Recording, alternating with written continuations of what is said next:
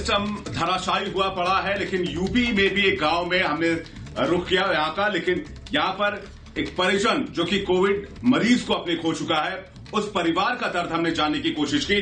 कैसे कोरोना परिवार दर परिवार लोगों को सता रहा है, पहुंच रहा है, आइए आपको दिखाते हैं। हम मौजूद हैं बिजनौर के दारानगरगंज गांव में।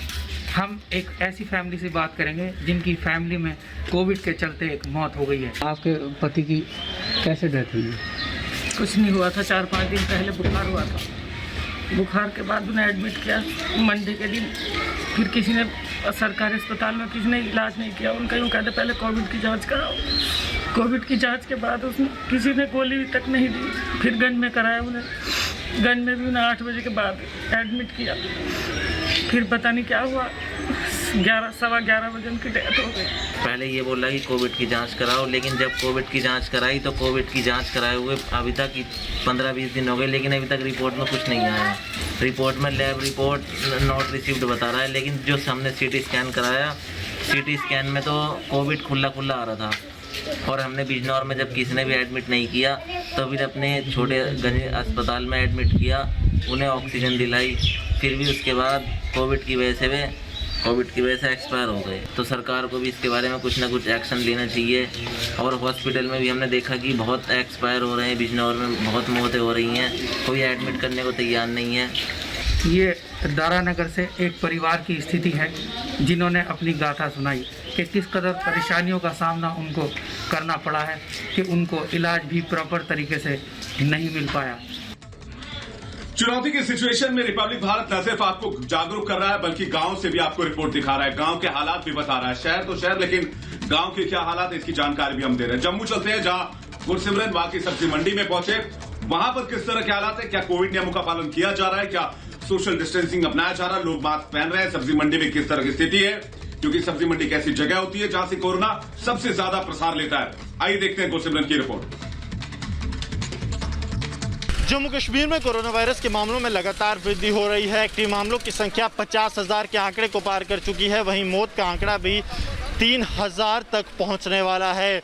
लगातार केसेस की बात की जाए तो जम्मू कश्मीर में 4,500 से 5,500 केस रोज़ाना आ रहे हैं और हेल्थ जो इंफ्रास्ट्रक्चर है उस पर लगातार दबाव बढ़ता जा रहा है। इस वक्त हम जम्मू के सब्जी मंडी में मौजूद हैं और यहाँ आप देखेंगे एक तरफ सरकार की तरफ से पूरे केंद्र शासित प्रदेश में लॉकडाउन जो है वो अनाउंस किया गया है, वहीं दूसरी तरफ काफ़ी तादाद में लोग जो हैं वो यहाँ मंडी में हैं और कहीं ना कहीं कोरोना वायरस का जो एक कहर है उसको बढ़ोतरी में इजाफा ये लोग कर सकते हैं, क्योंकि इतनी जगह पर हज़ारों की तादाद में लोगों का इकट्ठे होना कहीं ना कहीं कोरोना वायरस को बढ़ावा दे सकता है। ये जो बीमारी है ये बहुत ज़्यादा फैल सकती है और हालात जो हैं परस्पर सब जगह ऐसे ही हैं। लगातार जम्मू कश्मीर के अलग अलग भागों से लोग यहाँ पर सब्जियाँ और फल ख़रीदने के लिए पहुँच रहे हैं और बड़ी तादाद में अगर हर चीज़ आपको दिखाएं तो लोगों का जमघट जो है वो यहाँ पर है। कहीं सोशल डिस्टेंसिंग नॉर्म्स की जो है वो अवहेलना हो रही है, तो कई लोग मास्क भी जो है वो नहीं लगाए हुए हैं, जिससे कि कोरोना वायरस के फैलने का खतरा जो है वो बढ़ सकता है। लगातार जम्मू कश्मीर प्रशासन ये बात करता आया है कि बेहद ही स्ट्रिक्ट तरीके से इस लॉकडाउन को इम्प्लीमेंट करवाया जाएगा, लेकिन ऑन ग्राउंड जो चीज़ें हैं वो प्रशासन की कथनी और करनी में फ़र्क बता रही हैं।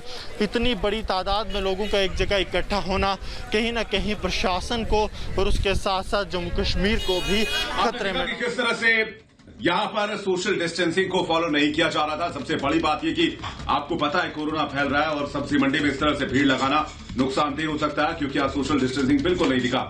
आपको भरतपुर लिए चलते हैं।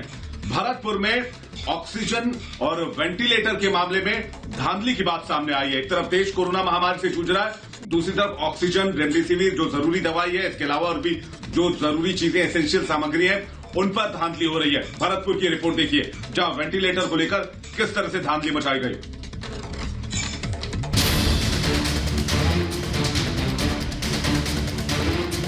कोरोना काल में धांधली का खुला खेल।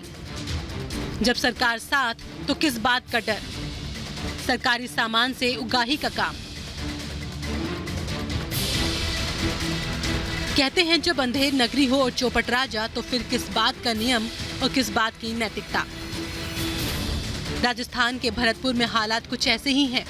आलम यह है कि केंद्र सरकार जो सामान राज्य सरकार के सरकारी अस्पतालों के लिए भेज रही है, वे निजी अस्पतालों में पहुंच रहे हैं, जबकि सरकारी अस्पताल उस सामान की बांट जो रहे हैं।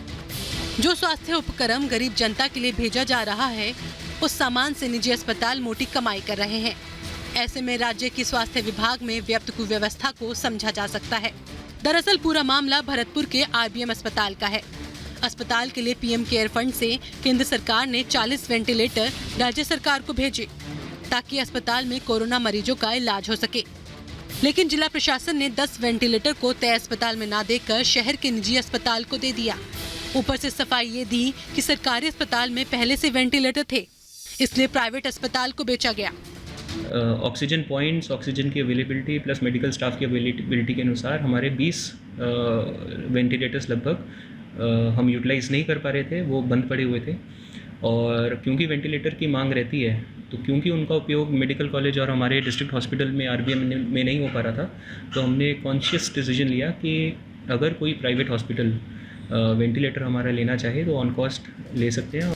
अब डीएम साहब को कोई ये बताए कि अगर जिले के अस्पताल में पहले से वेंटिलेटर थे तो 10 नए वेंटिलेटर की सहायता से बेड क्यों नहीं जोड़े गए, या फिर स्वास्थ्य विभाग ने वेंटिलेटर को किसी और जिले को क्यों नहीं भेजा। जिंदल हॉस्पिटल का उन वेंटिलेटरों से मरीजों से 35 से लेकर 40,000 के पैकेज के रूप में वसूल की जा रही है, जबकि भरतपुर में 2 मंत्री होते हुए भी इस तरीके की नाकामी और इस तरीके की ये हमारे मरीजों के ऊपर देखने को मिल रही है, वो बिल्कुल गलत है। जिस वेंटिलेटर को गरीब जनता के इलाज के लिए भेजा गया, उसी वेंटिलेटर की सहायता से निजी अस्पताल लाखों की कमाई कर रहा है। ऐसे में सवालों के घेरे में राज्य सरकार, जिला प्रशासन और अस्पताल तीनों है।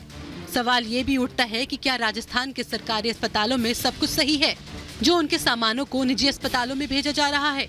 और अगर ऐसा है तो फिर राजस्थान में अस्पतालों के बाहर कतार क्यों है? गहलोत सरकार अपनी बेशर्मी पर कब मुंह खोलेगी, ये तो वक्त बताएगा। लेकिन आपदा के इस अवसर में भी धांधली का खेल पूरे सिस्टम को मुंह चढ़ाता है। Bureau report, Republic Bharat. तो देखा आपने राजस्थान के भरतपुर में किस तरह से जो सरकारी सामान है, जो आम लोगों की जिंदगी बचाने के लिए पहुंचाई जानी चाहिए, वो निजी अस्पतालों में जा रहे हैं। लेकिन राज्य दर राज्य कोविड मरीजों के बढ़ने से अस्पतालों की हालत चरमराई है। उत्तर प्रदेश में इसी चरमराई हालत को सुधारने के लिए अब रेलवे आगे आया है। रेलवे ने उत्तर प्रदेश में कैसे कमान संभालने की तैयारी की है, एक रिपोर्ट आपको दिखाते हैं।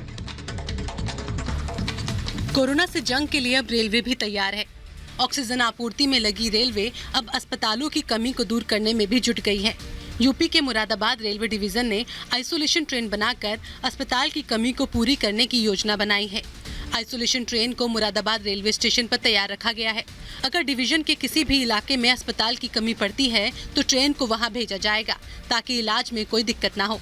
जो भी कोविड पेशेंट को रिक्वायर्ड मेडिकल, अंदर रहने का, खाने का, पीने का, जो भी रिक्वायर्ड फैसिलिटी है वो सारी प्रोवाइड है। आइसोलेशन ट्रेन में रेलवे की तरफ से कंपार्टमेंट के बीच में जगह जगह प्लास्टिक के पर्दे लगाए गए हैं। ट्रेन के अंदर आइसोलेशन में रहने वाले मरीजों के लिए सारी सुविधाएं तैयार की गई हैं। ट्रेन के अंदर आइसोलेशन वार्ड में मरीजों के नहाने के लिए बाथरूम भी बनाया गया है। बाथरूम में हैंड शावर से लेकर बाल्टी, मग्गा समेत सारे इंतजाम किए गए हैं। वहीं ट्रेन के अंदर चार्जिंग पॉइंट लगाया गया है। Bureau report, Republic Bharat.